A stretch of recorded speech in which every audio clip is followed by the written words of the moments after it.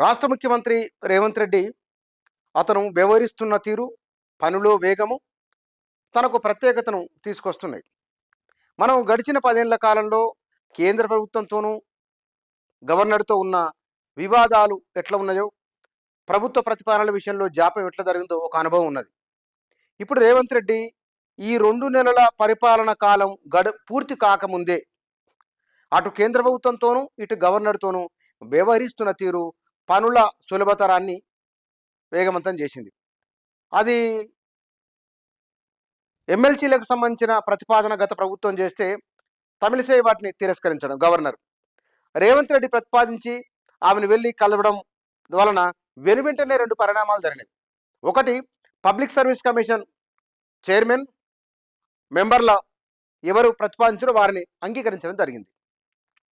తో పాటుగా ఎమ్మెల్సీలుగా ఉన్న కోదండరాం, ఆ తర్వాత మరొకరు ఇద్దరు, ఆ ఇద్దరి విషయంలో గవర్నర్ నుంచి సానుకూలత వచ్చింది.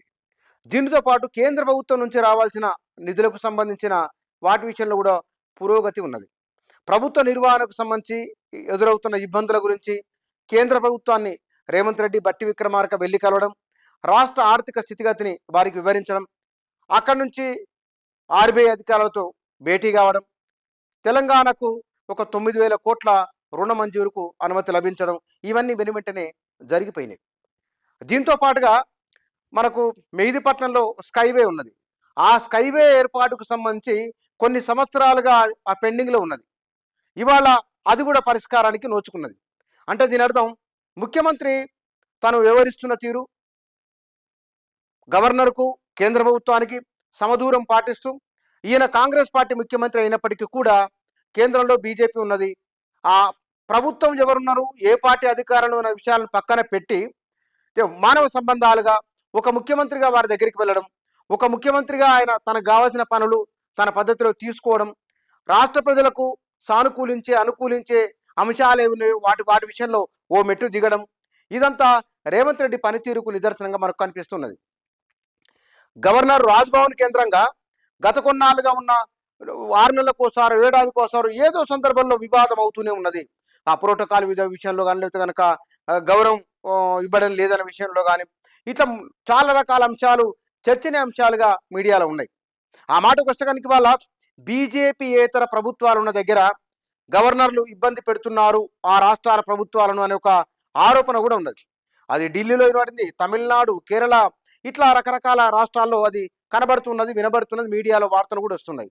కానీ తెలంగాణలో రేవంత్ రెడ్డి తద్విరుద్ధంగా గవర్నర్తో కూడా వారిని వెళ్ళి కలవడము, ముఖ్యమంత్రి అయిన వెంటనే ఆ తర్వాత నిన్న ఒకసారి వెళ్ళి డిప్యూటీ సీఎం బట్టి విక్రమార్క, రేవంత్ రెడ్డి ఇద్దరు కలిసి వెళ్ళడం, ఈ కేంద్ర ప్రభుత్వం దగ్గరికి వెళ్ళినా సరే ఇద్దరు కలిసి వెళ్ళడం, తనతో పాటు మంత్రులను, అధికారులను తీసుకొని వెళ్ళడం, ఇవన్నీ తన టీం వర్క్ను, హోంవర్క్, టీం వర్క్ చాలా బలంగా కనబడుతున్నది. ముఖ్యమంత్రి తను పంతాలకు పట్టింపులకు పోకుండా తాను అనుకున్న విధంగా తన లక్ష్యాన్ని చేరుకునే విధంగా ముందుకు వెళుతున్నారు. బహుశా ఇక్కడ 6 గ్యారంటీల అమలుకు సంబంధించిన నిధులకు ఇదే బొరబడి కనుక కొనసాగిస్తే కేంద్ర ప్రభుత్వం నుంచి రావాల్సిన గ్రాంట్లు కానీ, వివిధ పద్దుల రూపంలో రావాల్సింది, ఇవన్నీ కూడా కేంద్ర ప్రభుత్వం నుంచి రావాల్సినవి సకాలంలో అందే అవకాశం ఉన్నది. దాన్ని బట్టి రాష్ట్ర బడ్జెట్లో మనం ఎంత బయట నుంచి అప్పు తీసుకొని రావాలి, కేంద్రం నుంచి గ్రాంట్ల రూపంలో ఎంత వస్తున్నాయి, అదనంగా మనం ఇంకా ఏ వనరుల ద్వారా ఆదాయాన్ని సమకూర్చుకోవాలి. ఇప్పుడు 6 గ్యారెంటీల అమలుకు గత ప్రభుత్వానికంటే కూడా అదనపు ఖర్చు 50,000 కోట్లు కావచ్చు, ఇంకా కొంచెం పైన అంటున్నారు. కాబట్టి ఆ మేరకు నిధుల సర్దుబాటు కావాలంటే కనుక అందరితో సఖ్యతగా ఉండాలి అనే భావన కనబడుతున్నది. కానీ వాస్తవానికి ఆయన చాలా వేగంగా వెళుతారు, చాలా దూకుడు స్వభావంతో ఉంటారని ఒకప్పుడు నా అభిప్రాయం. ఆయన గురించి తెలిసిన వారు చెప్తున్న మాట. కానీ ఇవాళ చాలా మారిపోయిన వ్యక్తి అని, నెమ్మదికి వచ్చిందని, ఆయన పనితీరులో వేగం ఉన్నది, నిర్ణయాల్లో వేగం ఉన్నది, కానీ ఆ దూకుడు తగ్గింది అనే ఒక భావన కూడా ఉన్నది.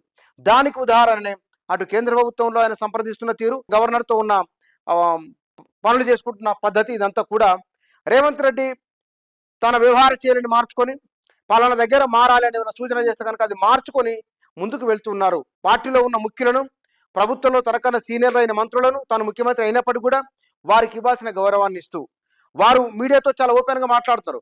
తుమ్మల కానీ, లేదా కోమటిరెడ్డి వెంకరెడ్డి కానీ, శ్రీధర్ బాబు, పొంగులేటి శ్రీనివాసరెడ్డి, పొన్నం ప్రభాకరు వీళ్ళంతా కూడా వారు తీసుకున్న నిర్ణయం, వారి శాఖలకు సంబంధించిన నిర్ణయాలు స్వేచ్ఛగా తీసుకొని ఓపెన్గా మాట్లాడుతున్నారు. ప్రభుత్వ పథకాలకు వాస్తవానికి వచ్చే నెలలో 2 పథకాలు అమలని చెప్పి ఇవాళ ముఖ్యమంత్రి అన్నారు. కానీ 2 రోజుల కిందనే కోమటిరెడ్డి వెంకటరెడ్డి మీడియాతో ఓపెన్గా మాట్లాడారు. ఏ పథకాలు అమలు చేయబోతున్నారు, ఎట్లా చేయబోతున్నారు. ఆ ఫ్రీడమ్ అనేది మంత్రివర్గానికి ఇవ్వడం వలన వారి వారి పనులలో లీనమైపోతున్నారు.